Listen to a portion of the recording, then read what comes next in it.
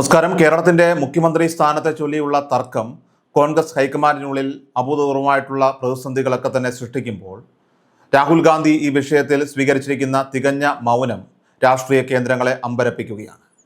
AICC general secretary KC Venugopal തന്നെ മത്സരരംഗത്തുള്ള സാഹചര്യത്തിൽ ഇതിൽ നിഷ്പക്ഷത പാലിക്കാനാണ് രാഹുൽ ഗാന്ധി ചർച്ചകളിൽ നിന്ന് പൂർണ്ണമായിട്ടും വിട്ടുനിൽക്കുന്നത്.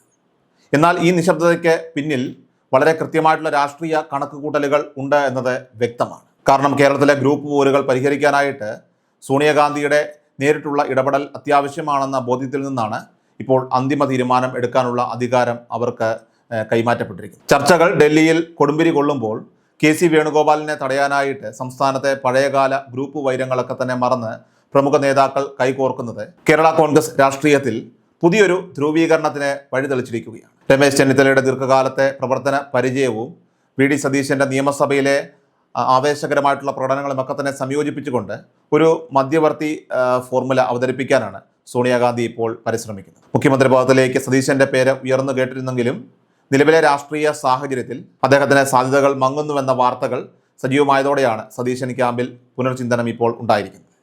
ചെന്നിത്തലയുടെ നേതൃത്വത്തെ അംഗീകരിച്ചുകൊണ്ട് ഉപമുഖ്യമന്ത്രി പദം സ്വീകരിക്കുക എന്ന ധാരണയിലേക്ക് സതീശൻ പക്ഷം നീങ്ങുന്നത് തീർച്ചയായിട്ടും KC വേണുഗോപാലിൻ്റെ കരുത്തിനെ പ്രതിരോധത്തിലാക്കാനാണെന്ന് വിലയിരുത്തപ്പെടുന്നു. സതീശനെ പുറത്തു നിർത്തുന്നതിനേക്കാൾ നല്ലത് ചെന്നിത്തലയ്ക്ക് കീഴിൽ അധികാരം പങ്കിടുക എന്ന തന്ത്രപരമായിട്ടുള്ള തീരുമാനത്തിലേക്കാണ് സതീശനെ അനുകൂലിക്കുന്നവർ പോലും ഇപ്പോൾ എത്തിച്ചേർന്നിരിക്കുന്നത്. ഇതാകട്ടെ ഹൈക്കമാൻഡിന് മുന്നിലുള്ള സമ്മർദ്ദം വർദ്ധിപ്പിക്കുകയും ചെയ്യുന്നു. KC വേണുഗോപാൽ എന്ന കരുത്തനായിട്ടുള്ള നേതാവിനെ ചുറ്റിപ്പറ്റിയാണ് നിലവിൽ എല്ലാ ചർച്ചകളും ഇപ്പോൾ ഉണ്ടായിക്കൊണ്ടിരിക്കുന്നത്. തനിക്ക് 47 MLA-മാരുടെ പിന്തുണയുണ്ടെന്ന വേണുഗോപാൽ പക്ഷത്തിൻ്റെ അവകാശവാദം ചെന്നിത്തല സതീശൻ ക്യാമ്പുകളെ ഒരുപോലെ ഇപ്പോൾ ഞെട്ടിച്ചിട്ടുണ്ട്. തെരഞ്ഞെടുപ്പ് വിജയത്തിന് പിന്നാലെ വേണുഗോപാൽ ഉയർത്തിയ അവകാശവാദങ്ങൾ ഡൽഹിയിലെ രാഷ്ട്രീയ അന്തരീക്ഷത്തെ ചൂടുപിടിപ്പിച്ചു. ഹൈക്കമാൻഡിന്റെ പൂർണ്ണ പിന്തുണ തനിക്കാണെന്നും അതിനാൽ തന്നെ ചെന്നിത്തല മത്സരത്തിൽ നിന്ന് മാറി നിൽക്കണമെന്നുമാണ് KC വേണുഗോപാൽ അനുകൂലികളുടെയൊക്കെ തന്നെ കർശനമായ നിലപാട്. ദേശീയ രാഷ്ട്രീയത്തിൽ രാഹുൽ ഗാന്ധിയുടെ വിശ്വസ്തനായിട്ടുള്ള വേണുഗോപാലിനെ മാറ്റി നിർത്തുക എന്നത് തീർച്ചയായിട്ടും സോണിയാഗാന്ധിയെ സംബന്ധിച്ചിടത്തോളം അത്ര എളുപ്പമുള്ള ഒരു കാര്യമല്ല. സംഘടനാ രംഗത്തെ അദ്ദേഹത്തിൻ്റെ അനിഷേധ്യമായിട്ടുള്ള കരുത്ത് കേരളത്തിലെ ഭരണ നേതൃത്വത്തിലേക്ക് എത്തിയാൽ അത് സംസ്ഥാനത്തെ ഗ്രൂപ്പ് സമവാക്യങ്ങളെ പാടെ തകർക്കുമെന്ന് A വിഭാഗവും I വിഭാഗവും ഒരുപോലെ ഭയപ്പെടുന്നു. മുഖ്യമന്ത്രി സ്ഥാനം ലഭിച്ചില്ലെങ്കിലും ഭരണത്തിൻ്റെ കടിഞ്ഞാൺ തൻ്റെ കൈകളിൽ തന്നെ ഭദ്രമായിരിക്കണമെന്ന് KC വേണുഗോപാൽ ഉറപ്പിച്ചു കഴിഞ്ഞു. ഭാവിയിലെ മന്ത്രിസഭയിൽ ഭൂരിഭാഗവും തൻ്റെ വിശ്വസ്തരെ ഉൾപ്പെടുത്തിക്കൊണ്ട് ഒരു റിമോട്ട് കൺട്രോൾ ഭരണം കാഴ്ചവെക്കാനാണ് KCയുടെ നീക്കം. പുതിയ കോൺഗ്രസ് മന്ത്രിമാരുടെയൊക്കെ തന്നെ പട്ടികയിൽ KC അനുകൂലികൾക്ക് മുൻഗണന നൽകുന്നതിലൂടെ വകുപ്പ് വിഭജനത്തിലും അതോടൊപ്പം തന്നെ നയരൂപീകരണത്തിലുമൊക്കെ തന്നെ തൻ്റെ മേധാവിത്വം ഉറപ്പാക്കാനായിട്ട് അദ്ദേഹം രാഷ്ട്രീയ ചാണക്യതന്ത്രങ്ങൾ മെനയുകയാണ്.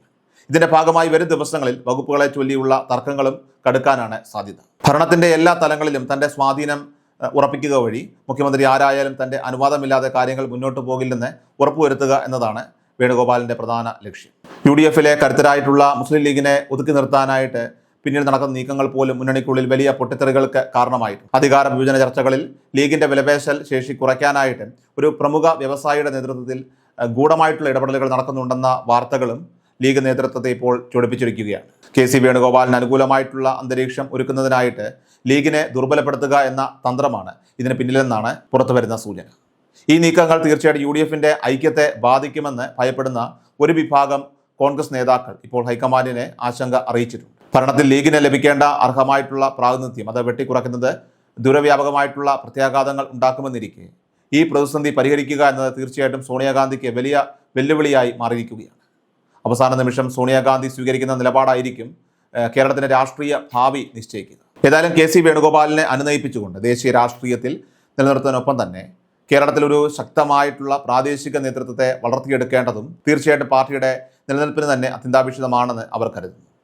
KCയെ പിണക്കാതെ തന്നെ ചെന്നിത്തലയെയും സതീശനെയും ഒരേപോലെ തൃപ്തിപ്പെടുത്തുന്ന ഒരു അധികാര കൈമാറ്റത്തിനാണ് ഹൈക്കമാൻഡ് ഇപ്പോൾ ശ്രമിക്കുന്നത്. എന്നാൽ MLA-മാരുടെ ഭൂരിപക്ഷ പിന്തുണയും അതോടൊപ്പം തന്നെ സംഘടനയിലെ സ്വാധീനവും ഉപയോഗിച്ചുകൊണ്ട് KC നടത്തുന്ന നീക്കങ്ങളെ അത്ര വേഗം മറികടക്കാനായിട്ട് സോണിയയ്ക്കും സാധിക്കും. കാരണം ഒരു വശത്ത് ദശാബ്ദങ്ങളായിട്ട് അകന്നു നിന്ന ഗ്രൂപ്പുകളുടെ ഐക്യവും മറുവശത്ത് ഹൈക്കമാൻഡിലെ കരുത്തനായിട്ടുള്ള ഒരു നേതാവിൻ്റെ വാശിയും ഒന്നിച്ചു ചേരുമ്പോൾ തീർച്ചയായിട്ടും കേരള മുഖ്യമന്ത്രി പ്രഖ്യാപനം കോൺഗ്രസ് ചരിത്രത്തിലെ തന്നെ ഏറ്റവും ഒരു സങ്കീർണമായ ഒന്നായി ഇപ്പോൾ മാറുകയാണ്.